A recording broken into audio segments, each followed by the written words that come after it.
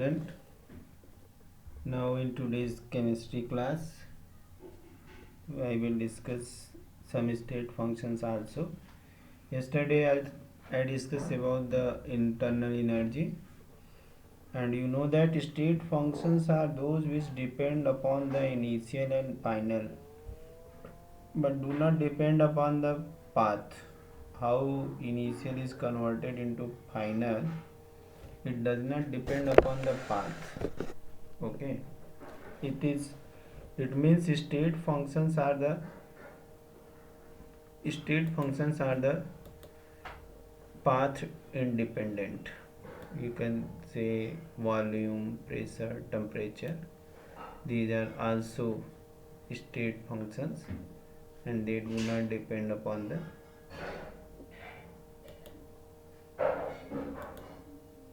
path. For example यहाँ पे हम ले सकते हैं कि अगर चेंज टेम्परेचर में लाना है 25 degree centigrade to 35 degree centigrade यानी 10 डिग्री हमें यहाँ पे टेम्परेचर बढ़ाना है। तो अगर ये 10 डिग्री टेम्परेचर चाहे तो हम डायरेक्ट 35 डिग्री पहुँच जाएं, ओके, या कोई टेम्परेचर बहुत हीट है उसको फ्यू डिग्री कूल कर दें तो भी हम 35 डिग्री तक पहुंच जाएंगे। ओके, तो इस तरह से हमें जो फाइनल टेम्परेचर है वो हम कैसे भी पा सकते हैं।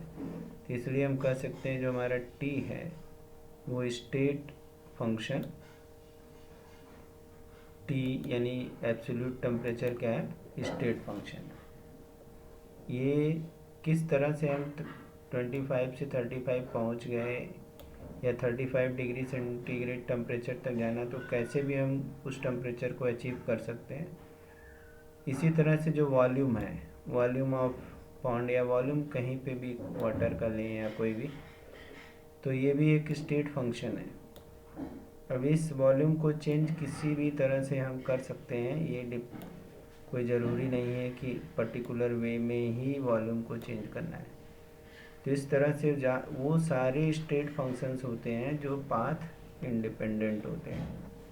नेक्स्ट हम टर्मिनोलॉजी पे आएंगे। नेक्स्ट हमारा है हीट। What is heat?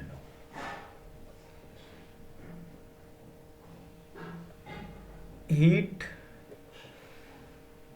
जो होता है, क्या होता है, टेम्परेचर वेरिएशन जहाँ पे होगा वहाँ पे हीट फ्लो हम महसूस कर सकते हैं। We can also change the internal energy of the system by transfer of heat from surrounding to system or system to surrounding। तो इस तरह से अगर हमें किसी भी सिस्टम का जो है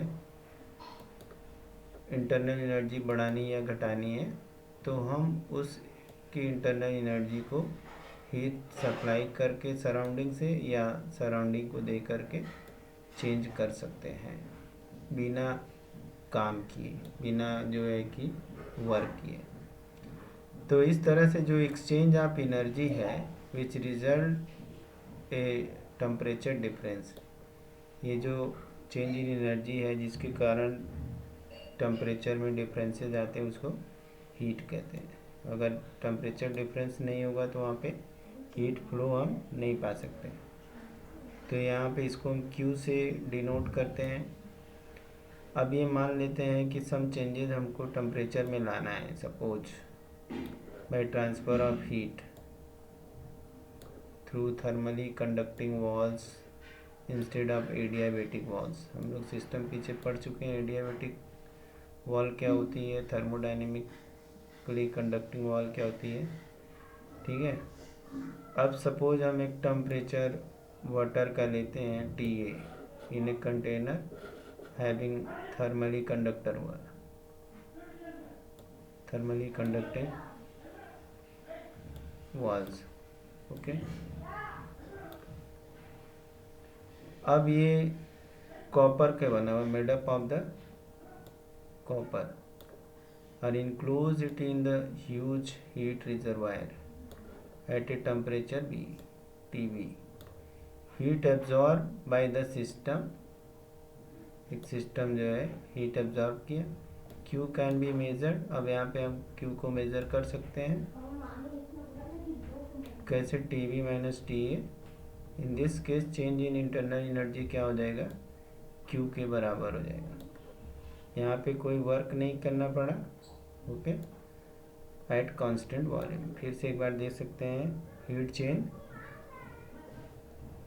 हम यहाँ पे वाटर टेम्परेचर लिए T A in a container जिसमें कि थर्मली कंडक्टिंग वाल है, जैसे सपोज कि हम कॉपर का बना हुआ ले लेते हैं, और एक ह्यूज हीट रिजर्वायर के अंदर उसको इनक्लोज कर देते हैं कुछ टेम्परेचर पे टीवी पे, ठीक है। तो यहाँ पे जो हीट एब्जॉर्ब की जाती है वाटर के द्वारा या सिस्टम के द्वारा, इसको अगर हमें मेजर करना है तो हमें टेम्परेचर डिफरेंस बस निकाल लेंगे तो कर सकते हैं। तो डेल्टा टी यहाँ पे T B minus T A हो जाएगा, क्योंकि हीट टी बी से, यानी वो जो कंटेनर है ह्यूज हीट रिजर्वायर है, उससे हीट एब्जॉर्ब हुई है, तो T B minus T A हो जाएगा। तो इस तरह से delta U equal to Q हो जाएगा। यहाँ पे बिना वर्क किए ही एट कांस्टेंट वॉल्यूम के ऊपर टेम्परेचर चेंज के थ्रू जो है हीट मेजर कर लेंगे। अगर Q की वैल्यू पॉजिटिव है then heat is transferred from the surrounding to the system. इसका मतलब कि सिस्टम से सराउंडिंग से सिस्टम को हीट आ रही है। अगर Q नेगेटिव वैल्यू है तो इसका मतलब ये है कि सिस्टम टू सराउंडिंग जा रहा है। अगर Q की वैल्यू पॉजिटिव आ रही है तो हीट कहाँ ट्रांसफ़र हो रही है, सराउंडिंग से सिस्टम में जा रही है। और अगर Q नेगेटिव है तो हीट ट्रांसफ़र हो रही है सिस्टम से सराउंडिंग में, ओके। तो इस तरह से हीट ट्रांसफ़र, यहाँ पे साइन का बहुत इंपॉर्टेंस होता है न्यूमेरिकल लगाते वक्त। अब हम आ जाते हैं फर्स्ट लॉ ऑफ थर्मोडायनेमिक्स, क्योंकि हम लोग जानते हैं कि ये क्या है, total internal energy heat plus W, ये हमारा है थर्मोडायनेमिक्स फर्स्ट लॉ। सपोज कर लेते हैं किसी के चेंज में, in change of state is brought about both by doing work and transfer of heat. मान लेते हैं कि एक जनरल केस है जिसके अंदर हम स्टेट चेंज कर रहे हैं, किस तरह से काम करके भी कर रहे हैं और हीट ट्रांसफ़र करके भी कर रहे हैं। तो उस कंडीशन में जो internal change in internal energy होगी, वो इंटरनल एनर्जी में चेंज जो होगी वो सम होगी किसके, जो जितना हीट चेंज हुआ है, हीट हुआ है, ट्रांसफ़र हुआ है, और जितना वर्क हुआ है, तो वो टोटल इंटरनल एनर्जी हुआ। जैसे कि अगर हमने कुछ, हमारे पास एनर्जी नहीं थी, हमने कुछ खा लिया या कुछ ड्रिंक कर लिया, तो वो जा कर के हमारे बॉडी की एनर्जी को बढ़ाएगा, हीट बढ़ाएगा, जिससे हम वर्क कर पाएंगे। तो टोटल इंटरनल एनर्जी चेंज कितना हुआ, वो Q प्लस W होगी। किसी भी गिवन चेंज के लिए किसी स्टेट में Q और W वेरी कर सकता है, और ये डिपेंड करता है कि कैसे चेंज कैरी आउट किया गया है। फिर भी जो Q प्लस W होता है वो डेल्टा U डिपेंड करेगा केवल इनिशियल और फाइनल स्टेट पे, जबकि डेल्टा U हम लोग पढ़ चुके स्टेट फंक्शन है, वो फाइनल और इनिशियल के ऊपर डिपेंड करता है।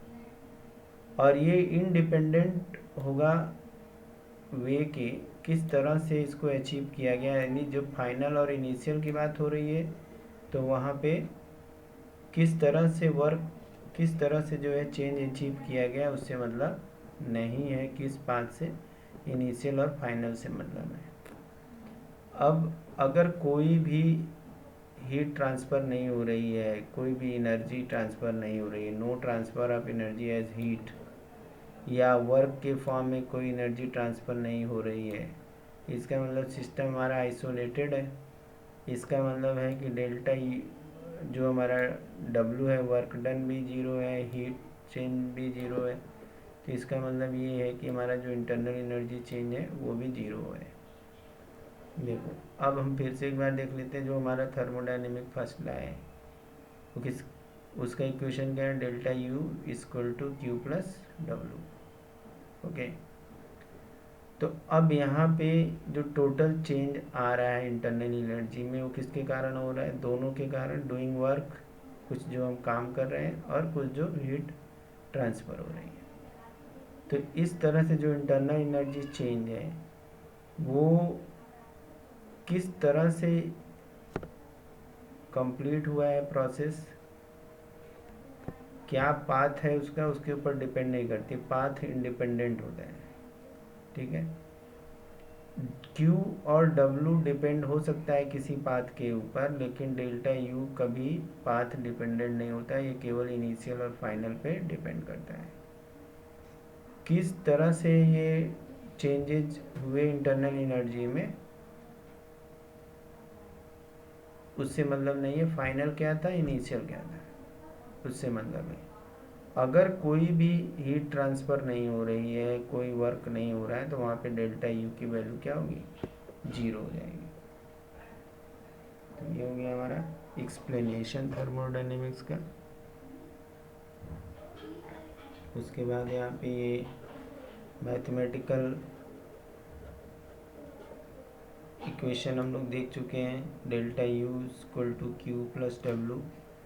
ये फर्स्ट लॉ को बताता है इनका, अगर आइसोलेटेड सिस्टम है तो क्या होगा, energy of isolated system is constant.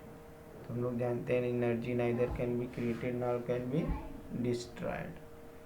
तो एक आइसोलेटेड सिस्टम की एनर्जी क्या होती है, कांस्टेंट होती है।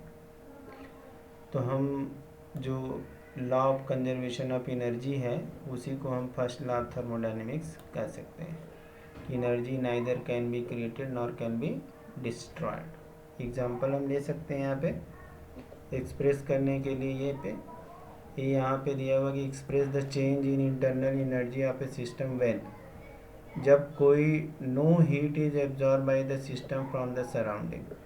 अगर कोई भी हीट एब्जॉर्ब नहीं हो रही है सिस्टम से, सिस्टम नहीं एब्जॉर्ब कर रहा है सराउंडिंग से, लेकिन वर्क हो रहा है, तो यहाँ पे किस तरह का जो है कि सिस्टम है, what type of wall does system have, इस सिस्टम के पास किस तरह की दीवार है जिसमें हीट चेंज नहीं हो रही है मगर वर्क हो रहा है। दूसरा कंडीशन है कि no work is done on the system, system के ऊपर कोई काम नहीं हो रहा है, जो अमाउंट ऑफ हीट है वो बाहर आ रही है, वो सिस्टम से बाहर, मगर सिस्टम से बाहर जो है कि हीट आ रही है। तो उस कंडीशन में क्या होगा कि सिस्टम या सिस्टम के द्वारा सराउंडिंग में जा रही है, तो वहाँ पे किस तरह का वॉल होगा। अगर W अमाउंट वर्क हो रहा है bye the system, Q amount heat जो है कि सप्लाई हो रही है, तो किस तरह का सिस्टम होगा। ये हमारे पास 3 क्वेश्चन के रूप में है एक्सप्लेनेशन। एक तो वो है कि जब कोई हीट एब्जॉर्ब नहीं हो रहा है मगर वर्क हो रहा है, तो वहाँ किस तरह का सिस्टम है। अगर वर्क डन नहीं हो रहा है मगर हीट बाहर सिस्टम से सराउंडिंग में आ रही है या सराउंडिंग टू सिस्टम में आ रहा है, तो वहाँ पे क्या होगा। तीसरा ये है कि अगर वर्क डन हो रहा है, हीट सप्लाई हो रही है, तो किस तरह का सिस्टम होगा। तो अगर पहले केस में देखें, अगर हीट एब्जॉर्ब नहीं हो रही है तो जितनी इंटरनल एनर्जी होगी उतना वर्क होगा, ये एडियाबेटिक सिस्टम को बताएगा। लेकिन अगर वर्क डन नहीं हो रहा है, हीट फिर भी टेकन आउट हो रही है, सिस्टम से सराउंडिंग में जा रही है, तो थर्मली कंडक्टिंग वॉल होगी, मेटल की बनी हुई। और अगर हीट चेंज हो रही है, क्लोज सिस्टम है, तो उस कंडीशन में वर्क भी होगा और हीट चेंज भी होगी, तब उस कंडीशन में Q माइनस डब्ल्यू हो गया।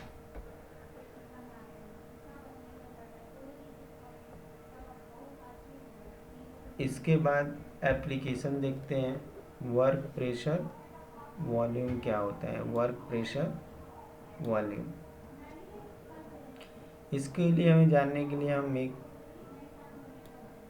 सिलेंडर लेते हैं जिसके अंदर 1 mole of ideal gas fit कर लेते हैं, भर लेते हैं फ्रिक्शनलेस पिस्टन के साथ। एक सिस्टम लेते हैं, उसके अंदर 1 मोल आइडियल गैस ले लेते हैं और उसके ऊपर सिलेंडर के ऊपर एक पिस्टन लगा देते हैं।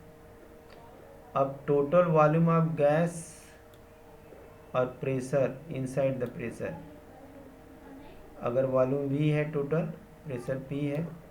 अब इसके ऊपर से एक एक्सटर्नल प्रेशर अगर हम लगाते हैं P एक्सटर्नल, जो कि पिस्टन के प्रेशर से बहुत ज़्यादा है, तो उस कंडीशन में पिस्टन का मूवमेंट कहाँ होगा, अंदर के साइड में होगा, इनसाइड। ओके, तो उस कंडीशन में जो वॉल्यूम है वो भी चेंज करेगा, तो फाइनल वॉल्यूम जो हो जाएगा वो हमारा वी एफ हो जाएगा। तो अगर हम इसका मतलब क्या कर रहे हैं, कंप्रेशन कर रहे हैं। एक बार फिर से देखते हैं हम लोग application of thermodynamics first law देख रहे हैं। तो हम यहाँ पे वर्क प्रेशर वॉल्यूम वर्क देख रहे हैं। इसमें क्या है कि इस चीज़ को हमें समझने के लिए सबसे पहले एक सिलेंडर लेंगे, उस सिलेंडर के अंदर 1 मोल आइडियल गैस भर देंगे और फ्रिक्शनलेस पिस्टन लगा देंगे। फिर इसके बाद यहाँ पे हम देखेंगे टोटल वॉल्यूम अगर V है और प्रेशर इनसाइड का जो है गैस का वो P है, इसके ऊपर हम बाहर से पिस्टन के थ्रू एक्सटर्नल प्रेशर लगाते हैं जो कि गैस के प्रेशर से ज़्यादा है। तो उस कंडीशन में पिस्टन नीचे की ओर जाएगा, वॉल्यूम जो है कि कम होगा, उस समय जो फाइनल वॉल्यूम हो जाएगा वी एफ हो जाएगा और इनिशियल वॉल्यूम वी आई हो जाएगा। अब अगर ये मान ले तो यहाँ पे काम क्या हो रहा है, अगर देखा जाए तो कंप्रेशन का काम हो रहा है, पिस्टन नीचे की ओर जा रहा है।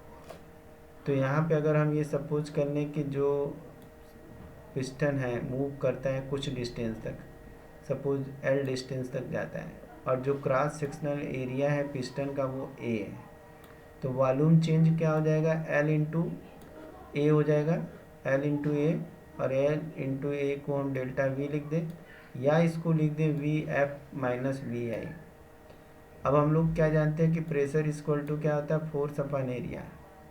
प्रेशर इक्वल टू क्या होता है, फोर्स अपॉन एरिया।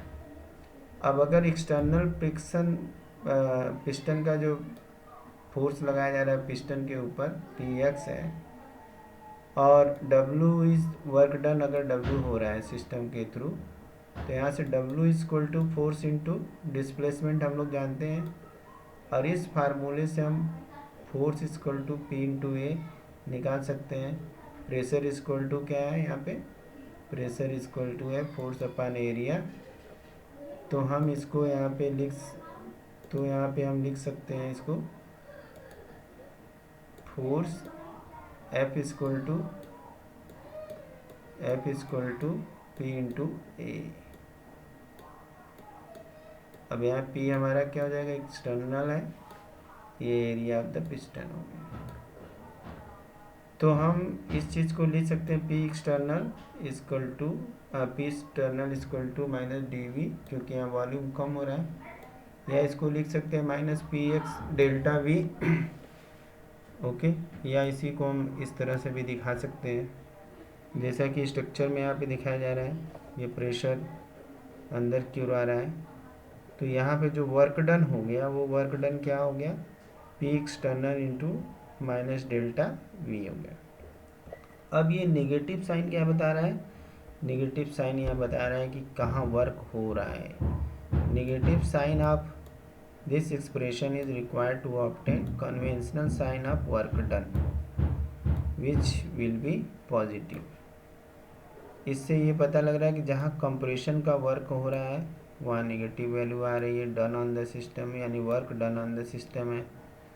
जहाँ पे वॉल्यूम क्या है, वी फाइनल वॉल्यूम कम है इनिशियल वॉल्यूम से, there will be negative multiplied by another negative will be positive. Hence sign obtained for the work is positive here. Okay. अगर ये हो जाए कि the but change in number of finite step, अगर धीरे धीरे बहुत चेंजेस हो, वर्क डन बहुत स्लो हो, गैस के ऊपर वर्क किया जा रहा है, तो धीरे सारे स्टेप को हम सम अप कर लेंगे। ठीक है, जैसे इस फिगर में दिखाया जा रहा है कि एक साथ एक्सटर्नल प्रेशर लगा, अब यहाँ पे प्रेशर लगा है, धीरे धीरे अगर ये जा रहा हो तो सारे वर्क को हम क्या करेंगे, सम अप कर देंगे, तो ये वर्क डन हो जाएगा minus summation delta P into V. Okay, next है अगर प्रेशर कांस्टेंट नहीं है लेकिन change during the process such that it is always infinitesimally greater than the pressure of the gas. Okay फिर यहाँ पे अगर कहने का मतलब एक पिस्टन है, पिस्टन के ऊपर हमने प्रेशर लगाया है, मान लीजिए सैंड पार्टिकल्स रख करके। अब वहाँ पे हर स्टेज में थोड़े थोड़े सैंड पार्टिकल्स निकालें तो धीरे धीरे वॉल्यूम चेंज हो रहा है, ठीक है। तो वॉल्यूम या तो धीरे धीरे बढ़े या धीरे धीरे कम हो, मतलब कहने का मतलब बहुत धीमी गति से, तो वो क्या होगा, डेल्टा वी होगा। ऐसे केस में जो कैलकुलेट करेंगे वर्क डन को, वो बहुत ही छोटे छोटे वर्क को जोड़ लेंगे। जैसे इस तरह से हमने यहाँ पे देख लिया कि W equal to minus V initial to V final P X into D V, where P X at each stage is equal to P in plus D P in case of compression. लेकिन अगर pressure बहुत बहुत बहुत धीरे धीरे reduce हो रहा है तो एक्सपेंशन का भी प्रोसेस चल रहा है सिमिलर कंडीशन में, तो एक्सटर्नल प्रेशर हमेशा धीरे धीरे कम होता जाएगा प्रेशर ऑफ द सिस्टम से, तो P external is equal to P in minus D P हो जाएगा।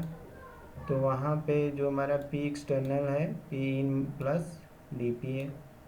तो ऐसे केस में रिवर्सिबल अगर रिएक्शन हो रहा है तो प्रोसेस यहाँ पे रिवर्सिबल को बता रहा है।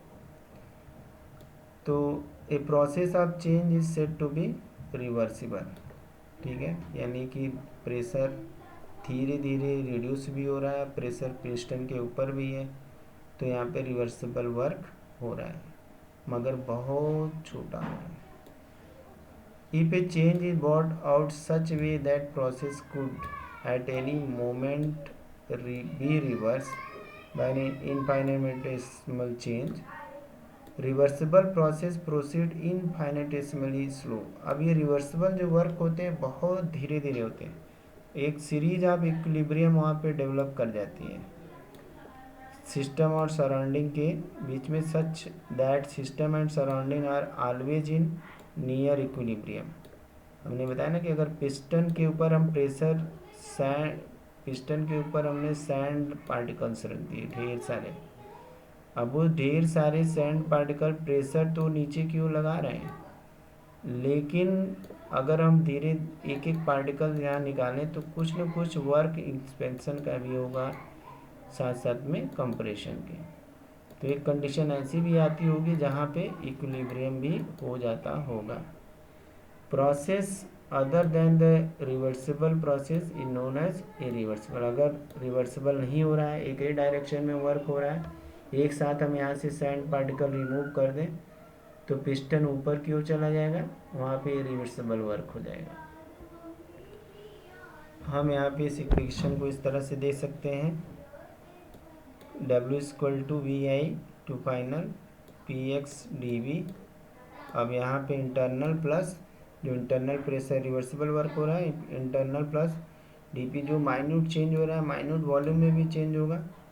अब ये मान लें कि D P into D V बहुत बहुत स्मॉल है, तो यहाँ से हमारे पास क्या बचेगा, P internal into D V. अब P इक्वल टू हम क्या जानते हैं गैस इक्वेशन से, N R T upon V. तो अगर हम P की जगह पे इसको रख दें एन आर टी तो डेल्टा वी अपन वी हो जाएगा। अब ये V फाइनल टू इनिशियल है, सॉरी इनिशियल टू फाइनल है यहाँ पे, तो फाइनल अपन इनिशियल हो गया। अब यहाँ से हम ln को हटाएंगे तो यहाँ पे लिख सकते हैं -2.303 N R T log V F upon V I. Okay, एक बार यहाँ से फिर से देख सकते हैं, यहाँ पे ये वर्क है minus V I V F P external into D V. P external कितना है, किसके बराबर है, कितना इंटरनल प्रेशर गैस लगा रही है, कितना छोटा से छोटा फोर प्रेशर प्लस ऐड होता जा रहा है यहाँ पे छोटे छोटे वॉल्यूम चेंज के साथ।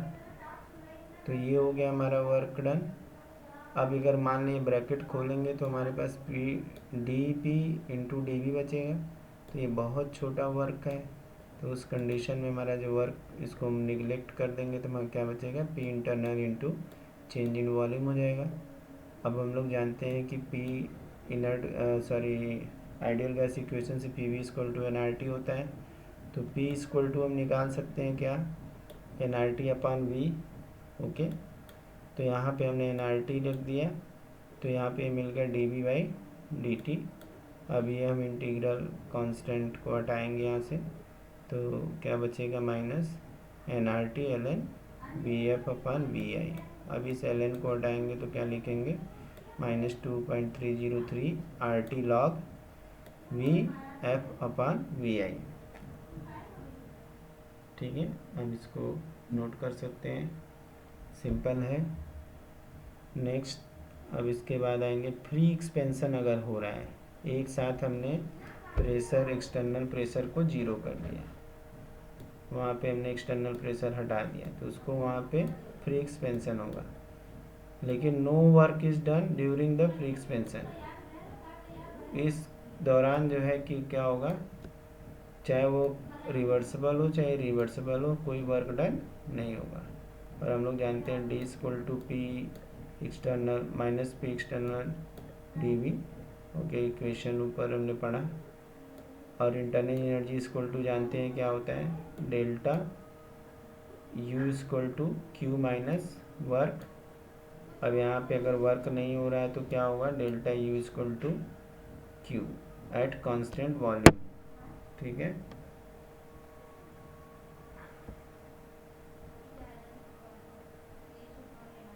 अब इसके बाद थोड़ा हम आइसोथर्मल एक्सपेंशन देख लेते हैं and free expansion of the ideal gas. Isothermal है मतलब टेम्परेचर कांस्टेंट है, expansion of ideal gas into vacuum हो रहा है, तो यहाँ वर्क डन जीरो होगा, पी एक्सटर्नल भी जीरो होगा, तो यहाँ पे डेल्टा क्यू भी क्या हो जाएगा, जीरो हो जाएगा, तो डेल्टा यू भी जीरो हो जाएगा। ओके, तो यहाँ हमारा जो इक्वेशन है delta U equal to P plus W, isothermal के लिए इरिवर्सिबल या रिवर्सिबल फॉर्म में एक्सप्रेस कर सकते हैं। जैसे इरिवर्सिबल फॉर्म में है तो Q equal to minus W, इसको हम P external V F minus V I लिख सकते हैं। ओके, रिवर्सिबल अगर है तो हम इसके लिए Q equal to minus W equal to यहाँ पे N R T L N V F upon V I हो जाएगा, यहाँ पॉजिटिव हो जाएगा क्योंकि हमारा जो ये वर्क का इक्वेशन ऑलरेडी निगेटिव में है और ये वर्क निगेटिव में है, एक्सपेंशन हो रहा है, तो उस कंडीशन में प्लस में हो जाएगा। तो Q इक्वल टू यहाँ पे 2.303 N R T log V A upon V I. Okay,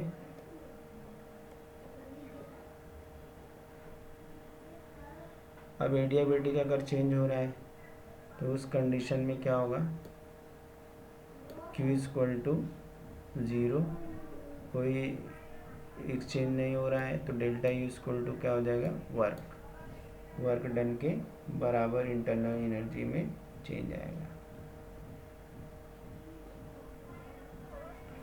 अब इसके बाद इंथैल्पी देख लेते हैं। कोई भी रिएक्शन हो रहा है, हीट एब्जॉर्ब हो रहा है या हीट इवॉल्व हो रहा है, वो इंथैल्पी चेंज को बताता है। रिएक्टेंट से प्रोडक्ट बना या प्रोडक्ट से रिएक्टेंट बना तो कुछ ना कुछ चेंजेस होते हैं।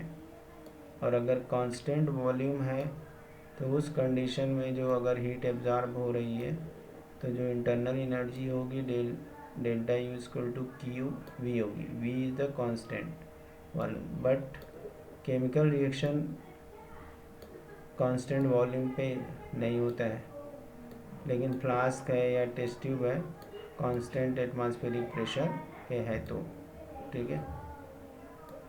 और डेल्टा यू इक्वल टू हम लोग जानते हैं पी, अगर कांस्टेंट प्रेशर है तो वहाँ पे delta U equal to Q P minus P W at constant pressure, where Q P is the heat absorb by the system and minus P W V represent the expansion work by the system. तो यहाँ पे जो heat change है वो हम देखेंगे कि कितना इंटरनल एनर्जी में चेंज होता है, वो हीट चेंज होता है। तो इंथैल्पी क्या है, ड्यूरिंग रिएक्शन, कोई भी केमिकल रिएक्शन होता है तो कितनी हीट एब्जॉर्ब होती है या कितनी हीट इवॉल्व होती है, वो इंथैल्पी ऑफ द रिएक्शन होती है।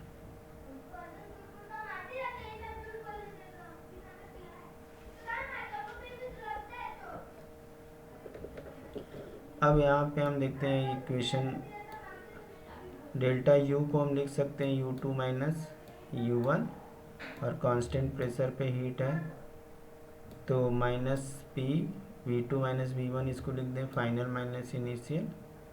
फिर इसको हम ब्रैकेट को ओपन करेंगे, ब्रैकेट ओपन करेंगे तो यहाँ से P V2 minus P V1 हो जाएगा, यहाँ U2 माइनस U1 हो जाएगा।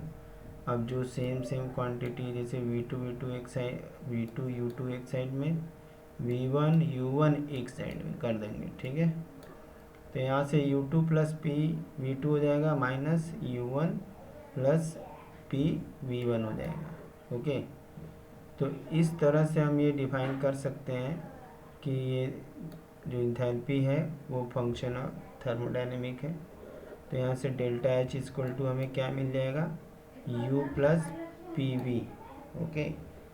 तो यहाँ से कांस्टेंट प्रेशर के ऊपर जो हीट होगी वो हीट चेंज होगी, इस इक्वेशन से प्रूफ हो गया। Q क्या है, ये पाथ डिपेंडेंट फंक्शन है। हीट जबकि क्या है, ये इंडिपेंडेंट है, जबकि ये डिपेंड करता है U के ऊपर, डिपेंड करता है P के ऊपर, डिपेंड करता है V के ऊपर, डिपेंड करता है। फिर भी ये क्या है, स्टेट फंक्शन है जो इनिशियल और फाइनल के ऊपर डिपेंड करता है। और डेल्टा H जो है इंडिपेंडेंट है, इस तरह से डेल्टा H क्या है, इंडिपेंडेंट है, जबकि Q क्या है, इंडिपेंडेंट है।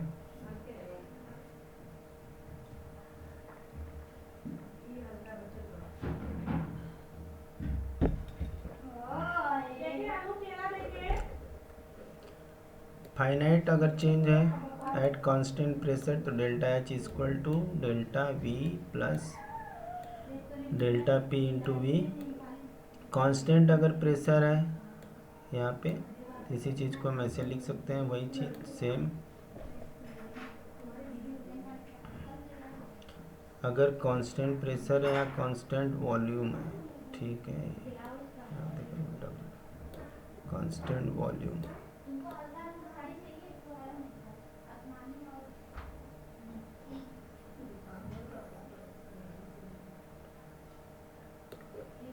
कांस्टेंट वॉल्यूम पे ये हो गया, कांस्टेंट प्रेशर पे ये हो गया।